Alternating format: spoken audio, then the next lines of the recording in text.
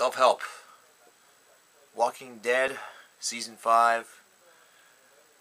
Last week we, of course, saw Beth's side of the story, or at least part of it. We return now to the current timeline with this one, of course, near the end of episode number 3.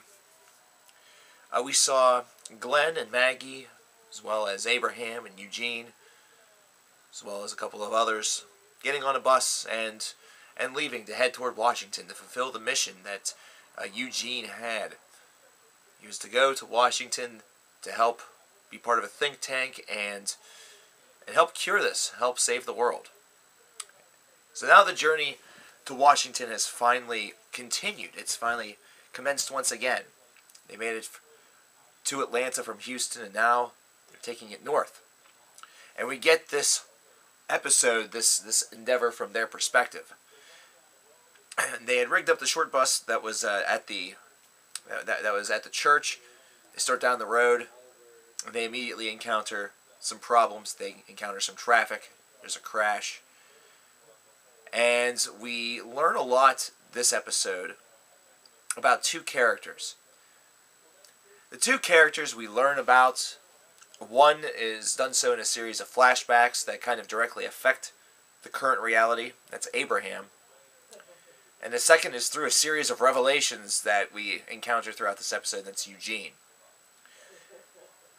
At first, I thought that we were going to be learning a lot about Glenn, continuing his recent string of being a peacemaker, but also somebody who's willing to stand up for himself and for others in the group, kind of becoming more and more of a leader than a follower.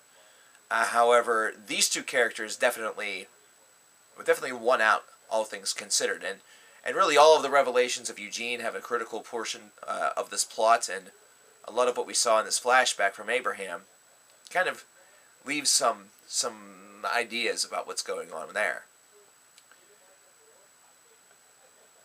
Through a series of unfortunate events, the survivors heading toward Washington had to take refuge in an old bookstore, to which it was determined, from Eugene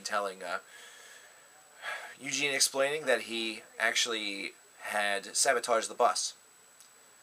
He actually sabotaged the bus to try to impede the progress up to Washington. Now, everyone knows him as an odd bird, so it wasn't seen as all that strange. It really wasn't.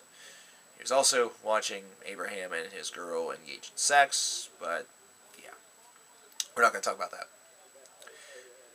They move along, and they find another vehicle in the form of a fire truck, where Eugene really shows his true colors. He's kind of been very cowardly. He's been taken care of by other people until this moment, where he is able to use the hose on the fire truck to mow down a huge zombie horde. And he is seen kind of as a hero.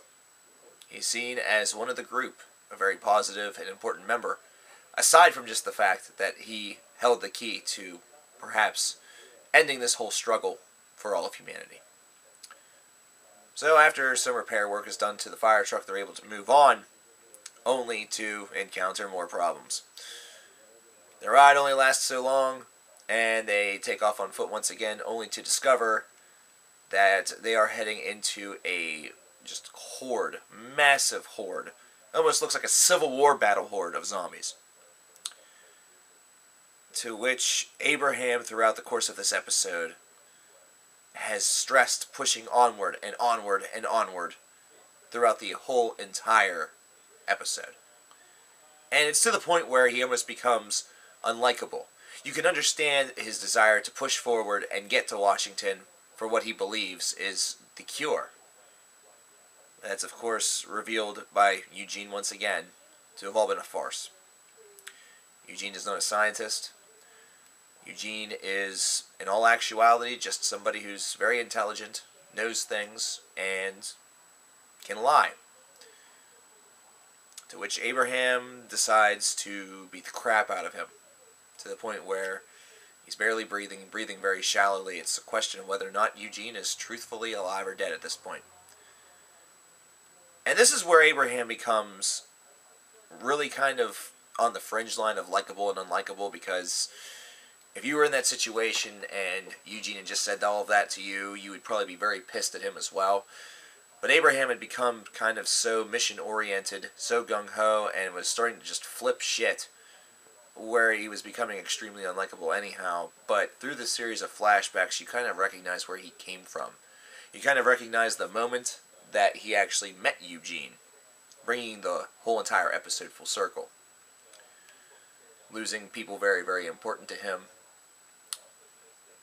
wanting to end it all, and only to have Eugene call for help because 3 zombies were following after him. And you notice right there at the end that he's shaking his hand, the same hand that has a curious wound on it that keeps on opening up and keeps on bleeding out continuously. It's very paper thin. It's one that just doesn't seem to heal, which suggests that Abraham needed to get to Washington, not only to find a cure to save people that perhaps were cared for by other people, to save the world because he was unable to save his world, and also potentially because of that which he himself is, to help save himself, knowing that he can only fight what has happened to him for so long before it completely takes effect. This is a very serious toned episode. This is one that has some offbeat humor in it. It has some terrific dialogue.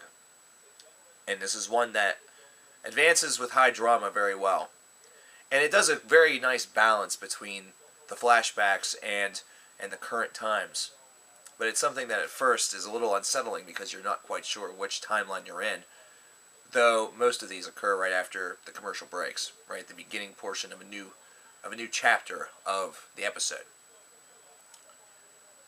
I also, one thing about this episode that's very, very good, and that I really enjoyed a lot more than last week's episode, the Beth-centered storyline, is how well this narrative really is able to flow. The way in which this kind of logically goes from one thought to the next, while also providing enough background information and really hitting you with a pretty serious and important portion of plot, but not necessarily having to dumb your way into it. This is one that's filled with shocks. There's a little bit more of that shock value attached to this episode. And that's something that could be off-putting to some individuals, considering this isn't one that's, a mid-season finale or anything like that. But it's enough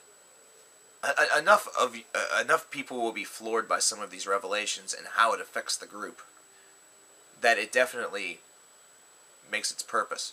The people that you feel the worst for right now are Abraham, obviously, but also Glenn and Maggie, considering they left the basic group. They left the dictatorship, so to speak, right before Daryl came back with supposedly Carol and Beth to go on this mission with Abraham and Eugene, and now they find themselves in the middle of a complete and total mess, where you start to realize that everything that Abraham was fighting and pushing for so hard and so heavily was all based off of an elaborate ruse.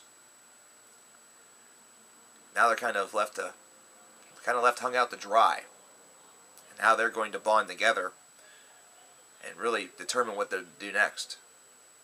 It's probably what will lead them back to the group, or worse, what will lead to an absolute catastrophe.